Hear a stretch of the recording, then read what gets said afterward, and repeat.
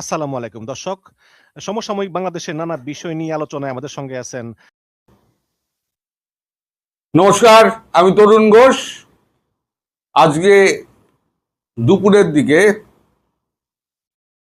Cockroach জনতা party মানে তেলাপোকা জনতা party তাদের উৎপাতে আজকে সংসদ চত্বরে বাইরে ব্যাপক সংঘর্ষ হয় পুলিশের সঙ্গে বিক্ষোভকারীদের। তারা রেলিং ফেলিং টপকে তারা সংসদ ভবনের উদ্দেশ্যে তারা দৌড় দেয়। এখন সংসদ ভবনে তখন বর্ষাকালীন অধিবেশন, আজকে প্রথম দিন, যেটা সোমবার থেকে যেটা বলেছিলাম সংসদ ভবনে বর্ষাকালীন অধিবেশন শুরু হচ্ছে। বাইরে যখন তাদেরকে আটকানোর জন্য যখন টিয়ার গ্যাসিং চলছে, জল কামান চলছে, সেই মুহূর্তে খবর পেয়ে সংসদ ভবন ছেড়ে বেরিয়ে যান প্রধানমন্ত্রী নরেন্দ্র মোদী। যাওয়ার আগে তিনি প্রেসের সঙ্গে কথাও বলেছেন। এই টোটাল ব্যাপারটা হচ্ছে নিটের প্রশ্নপত্র ফাঁস নিয়ে। নিট হচ্ছে মানে আমাদের সর্বোচ্চ লেভেলের যে পরীক্ষা, যেখান থেকে ইঞ্জিনিয়ার সমস্ত বেরোয় এবং টপ ক্লাস যে সমস্ত ছাত্রছাত্রী বেরোয়, সেই নিটের পরীক্ষা খুব মারাত্মক কঠিন হয়। একটা ছাত্র সারা বছর কঠিন পরিশ্রমের মধ্যে দিয়ে নিটের প্রস্তুতি নেয়। সেই নিটের প্রশ্নপত্র যদি ফাঁস হয়ে যায় তাহলে তার দায়িত্ব কার? তার দায়িত্ব সরকারের। কারণ একটা ডিফেন্সে লোক নেওয়ার সময় তখন তার পূর্বতন ডিএনএ সমস্ত খোঁজ খবর নেওয়া হয়। আর নিটের প্রশ্নপত্র কারা তৈরি করছে, কার কাছে জমা আছে এবং কাদের হাত মারফত যাচ্ছে, সেটা কেন সরকার তার নজর রাখবে না? প্রধানমন্ত্রী নরেন্দ্র মোদী, তাকে সব রাইট দেওয়া যায় না।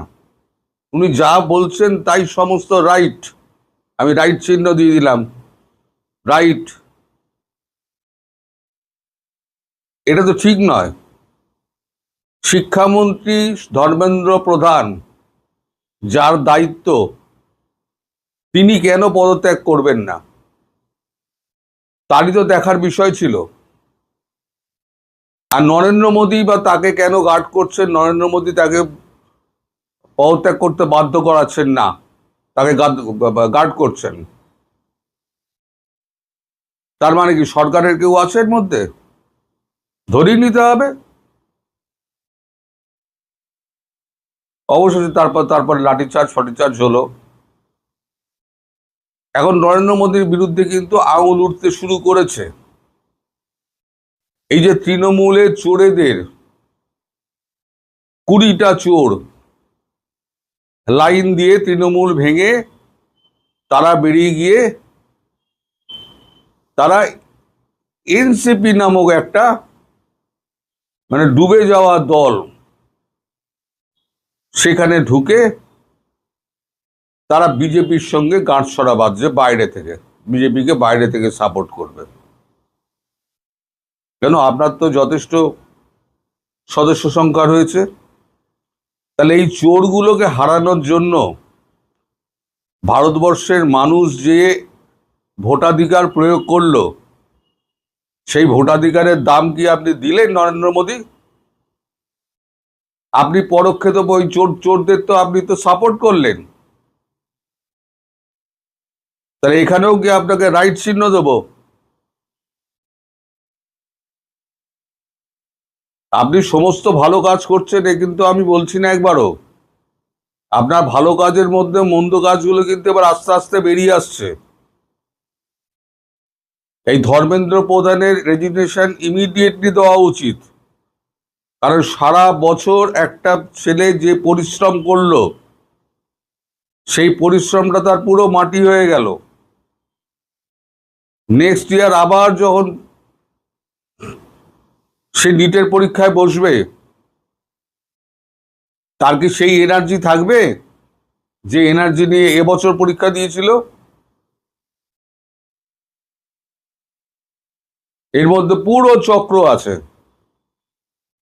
এই যে যত আপনার এখানে এডুকেশন সোসাইটি গুলো আছে না, তার যারা কোটিপতি, তাদের মালিক, তাদের সঙ্গে মন্ত্রী আমলাদের গভীর সখ্যতা রয়েছে। এই মন্ত্রী আমলা এই গভীর সম্পর্কের মধ্যে দিয়ে কারোর একটা হাত দিয়ে একটা প্রশ্নপত্র লিক করে বেরিয়ে গেছে। তার মানে যে সারা বছর ধরে পরিশ্রম করে, কঠোর পরিশ্রম করে 20 ঘন্টা পড়াশোনা করে যে পরীক্ষার প্রস্তুতি নিয়েছিল, তার প্রস্তুতিটা পুরো জলে গেল। কার দোষে? ছাত্রদের দোষে? সরকারের দোষে।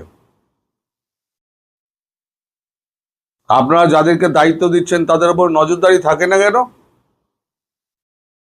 আর যিনি দায়িত্ব পালন করতে ব্যর্থ হয়েছেন তাকেই পদত্যাগ করতে আপনি বাধা দিচ্ছেন কেন? আপনি বা তাকে আড়াল করছেন কেন?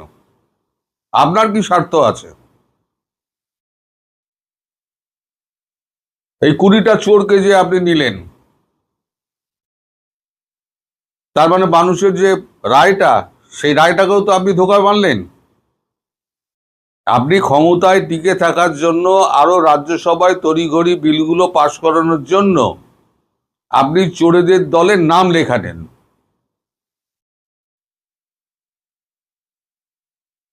আমি বলতে বাধ্য হচ্ছি যে আপনি চোরেদের দলের নাম লেখালেন। চোরেদের সঙ্গ নেওয়া মানে চোরের দলের নাম লেখানো। আপনি চোরের দলের নাম লেখালেন। পশ্চিমবঙ্গের মানুষ কিন্তু এর জবাব কিন্তু দেবে। আমি বলেছিলাম যে এই চোরগুলোকে যদি বিজেপি ঠাঁই দেয়, যেমন বিধানসভায় ঠাঁই দেওয়া হয়েছে, শুভেন্দু অধিকারী ঠাঁই দিয়েছেন, তার কিছু করার নেই, কেন্দ্র সরকার থেকে বলেছে, নরেন্দ্র মোদী, অমিত শাহ বলেছেন, তারাও একটা এরা তো আমাদের বিধানসভা, এরাতে এনসিপিআই যোগ দিয়ে তারপরে এরা শাসক দলের এখানে বসছে আলাদা বেঞ্চে, তৃণমূল থেকে বেরিয়ে গিয়ে। আর যারা পদত্যাগ করেছে, যারা মানে সংসদে ছিল, এমপি ছিল, রাজ্যসভায় হোক, তারপর নির্বাচিত সংসদ হোক, যারা পদত্যাগ করেছে তাদেরকে আপনি ডিরেক্টলি বিজেপিতে ঢুকিয়ে দিলেন। এর মধ্যে কে নেই? সায়নী ঘোষ, যিনি শিবলিঙ্গের মাথায় কন্ডম পরিয়ে দিয়েছিলেন। আপনি না হিন্দুত্বের কথা বলেন, হিন্দু দেবতা রাম ভক্ত, আপনি রাম ভক্তির কথা বলেন, অথচ সায়নী ঘোষকে নেওয়ার সময় আপনার বিন্দুমাত্র একদম মানে অন্তরাত্মা জাগলো না। মহাপ্রভু শিবের মাথায় যিনি লিঙ্গে যিনি কন্ডম পরিয়ে দিয়েছিলেন, তাকে আপনি একেবারে হেসে হেসে দলে গ্রহণ করে নিলেন। আপনার প্রতি কিন্তু জাতির শ্রদ্ধা কিন্তু কমে গেল, বাড়লো না। আজকে এটা বলতে বাধ্য হচ্ছি। আপনি ভালো কাজ করলে আমি ভালো বলি, আর আপনি যদি এরা ঘৃণ্য কাজ করেন তাহলে ঘৃণ্য ভাবেই আপনাকে উপস্থাপনা করব। কারণ আমি আপনার তেলও খাই না, আমি আপনার জলও খাই না, আমি আপনার প্রসাদও খাই না, আমি কারোর কিছু খাই না। আমার যেটা সঠিক বলে মনে হবে আমি সেটাই করব। রাষ্ট্রের জন্য আপনি করছেন, নিশ্চয়ই আমি প্রশংসা করব। কিন্তু দেশের ভেতরে যা হচ্ছে, আপনি যেটা করছেন, আর অনৈতিক কার্যকে আপনি যে মানে করছেন, মানে গার্ড করছেন, তাতে আপনার জনপ্রিয়তায় কিন্তু ঘাটতি পড়ছে। এটা কিন্তু মাথায় রাখবেন। সবকিছু মানুষ মেনে নেবে না। আজকে লাঠিচার্জ করছেন, বন্দুকের তাক করছেন, তারা বলছে দয়া করে গুলি চালাবেন না। ছাত্রদের ওপরেতে আপনার নির্যাতন নিষ্পেষণ বাড়ছে, অথচ আপনি শিক্ষামন্ত্রীকে, কেন্দ্রীয় শিক্ষামন্ত্রী ধর্মেন্দ্র প্রধানকে আপনি আড়াল করে চলেছেন। কি স্বার্থ আছে আপনার? আপনি শ্বেতপত্র প্রকাশ করুন, ক্ষমতা থাকলে শ্বেতপত্র প্রকাশ করুন। আপনি সংসদ ছেড়ে বেরিয়ে যাচ্ছেন কেন? সংসদে আপনি উত্তর দিন। জনতার ভোটে আপনি নির্বাচিত হয়েছেন, আপনাকে উত্তর দিতে হবে। নমস্কার, দেখছেন টক টু বাংলা। আমি অভিষেক রয়েছে আপনাদের সাথে। এই মুহূর্তে যে খবর নিয়ে উপস্থিত হয়েছি, সরকার শেষ পর্যন্ত ছাত্রদের দেখে কি ভয় পেল এবং তারা কথাবার্তা বলতে রাজি হলো। যে সরকার এতদিন ধরে ককরোচ জনতা পার্টির সঙ্গে কথাবার্তাতেই আসতে রাজি হচ্ছিল না, সেই সরকারের পক্ষ থেকে এই মুহূর্তে যা জানা যাচ্ছে, এখন কিন্তু সরাসরি ককরোচ জনতা পার্টির সঙ্গে তারা কথাবার্তা বলতে, আলোচনায় আসতে একদম রাজি হয়েছে। এবং সেখানেই কিন্তু ককরোচ জনতা পার্টির পক্ষ থেকে যারা স্পোকস পারসন তারা সেরকম জানাচ্ছেন যে দিল্লি পুলিশের মাধ্যমে তেমন একটা খবর উঠে আসছে, এবং অবশ্যই সেটা কিভাবে হবে, কবে হবে আমরা জানি না, তবে অবশ্যই সংসদ যেভাবে একদম ঘেরাও করার একটা প্রেক্ষিত তৈরি করলো ককরোচ জনতা পার্টি এবং তাদের শীর্ষক নিয়ে শুধুমাত্র আন্দোলনটা হলো, সাধারণ মানুষ সেখানে পৌঁছে গিয়েছিলেন, সাধারণ দেশের যুব সমাজ সেখানে পৌঁছে গিয়েছিলেন, যেটাকে নিয়ে একদম সংসদ শুরুর প্রথম দিন যখন দেশের প্রধানমন্ত্রী বক্তব্য রাখলেন, তখনও আমরা দেখতে পেলাম সেটাকে নিয়ে তিনি বক্তব্য রাখতে বাধ্য হলেন। তিনি বললেন যে দেশের যুবদের কথা, দেশের জেনজিদের কথা একদম সরাসরি তার বক্তব্যের মধ্যে উঠে এলো। কিন্তু তখন একদম সরাসরি আমরা যেটা গুরুত্বপূর্ণভাবে আপনাদের প্রথমেই বললাম যে সরকার কোথাও গিয়ে এই মুহূর্তে রাজি হয়েছে বক্তব্য রাখতে, এবং সেটাই কিন্তু এই মুহূর্তে সবচেয়ে বড় আপডেট। আপনারা আগে শুনুন ককরোচ জনতা পার্টির পক্ষ থেকে আশুতোষ রানকে এবং সৌরভ দাস, এই দুজন স্পোকস পারসন, তারা কি বলছেন, তারপর আসছে নিয়ে বিস্তারিত ব্যাখ্যায়। पुलिस की तरफ से बातचीत की कोशिश की जा रही है, अभी तक उसमें कुछ भी फाइनल नहीं हुआ है। जो भी आगे की कार्रवाई होगी, जो भी आगे का डिस्कशन अगर ओपन होता है तो हम आप लोगों को बताएंगे। अभी के लिए जो भी हमारा कल का कॉल था, that stage 9 AM we had asked for a peaceful march to the parliament and that still stays. Police is trying to open a communication channel. देखिए, हम लोग तो कम्युनिकेशन चैनल डे 1 से चाह रहे थे कि ओपन हो, एंड जो लोकतंत्र है वो वैसे ही चलता है, डिस्कशन, डेलिब्रेशन, डिबेट से चलता है। हम लोगों ने डे 1 जब यहाँ पे हम लोगों ने सिट इन प्रोटेस्ट शुरू किया था, तभी पुलिस को 6 बजे का टाइम था, तब हम लोगों ने बोला था कि आप कम्युनिकेशन चैनल सरकार के साथ खोल दीजिए। तब नहीं खोला, लेकिन अब पुलिस कोशिश कर रही है, अभी तक उसमें कोई कन्फर्मेशन। আপনারা শুনলেন একদম সরাসরি তারা বলছে যে দিল্লি পুলিশের মাধ্যমে কিন্তু এই মুহূর্তে কথাবার্তা হতে পারে, তেমন একটা প্রেক্ষাপট জানানো হয়েছে। সুতরাং কোথাও গিয়ে আজকে সকাল থেকেই যে ছবিগুলো আপনাদের বারংবার দেখানোর চেষ্টা করেছি আমরা, যে একদম সংসদ চলো, এই যে মার্চটা 20শে জুলাই আজকে ডেটে একদম ককরোচ জনতা পার্টি রেখেছিল, সেই সংসদ চলোটা কিন্তু অত্যন্ত সাফল্যমণ্ডিত হয়েছে, এবং সেটা কিন্তু সাধারণ মানুষের ভিড়ে।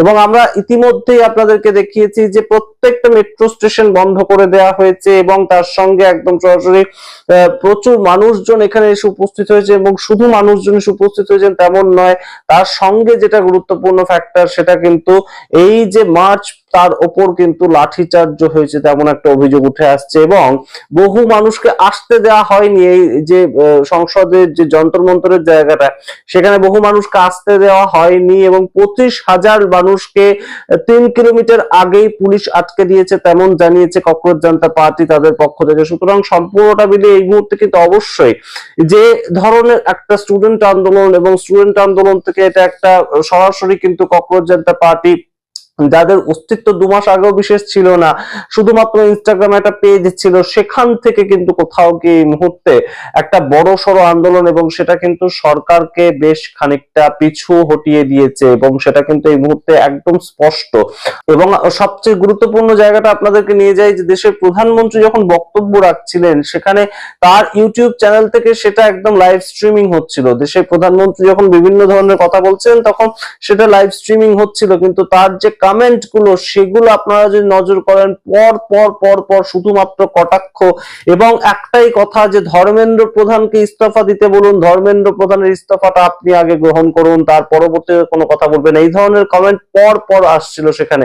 এবং অবশ্যই তাৎপর্যপূর্ণভাবে কিন্তু দেশের প্রধানমন্ত্রী তিনি কখনোই ছাড়েননি রাহুল গান্ধীকে কটাক্ষ করতে। রাহুল গান্ধীকে আজকেও তিনি কটাক্ষ করেছেন যে যে সমস্ত যুব সমাজ একত্রিত হচ্ছে অন্তত সেখানে 56 বছরের কোনো যুবক নেই, অর্থাৎ রাহুল গান্ধীকে সরাসরি কটাক্ষ করেছেন। কিন্তু গুরুত্বপূর্ণ যে জায়গাটা তৈরি হয়েছে, আপনারা জানেন সোনাম ওয়াংচুক আজকে তিনি তার অনশন ভাঙবেন বলেছেন এবং সেটা অবশ্যই বিরোধীরা কিন্তু সেখান থেকে একটা বড় সড়ো ডাক দিয়েছে। মানিশ সিসোদিয়া থেকে আতাশি যিনি ছিলেন দিল্লি প্রাক্তন মুখ্যমন্ত্রী, তিনিও এখানে এসেছেন সংসদ মার্চে যুক্ত হওয়ার জন্য এবং অবশ্যই সাধারণ মানুষের যে ভিড়টা সেটা কিন্তু একদম নজর কেড়েছিল। দিল্লির যন্তর মন্তরে এত মানুষ একত্রিত হতে পারেন সেটা বোধহয় মোদী সরকার বা তার যে গৃহ দপ্তর তারাও ভাবতে পারেনি এবং সেইটাই কিন্তু গুরুত্বপূর্ণ একটা প্রেক্ষাপট তৈরি হয়েছে।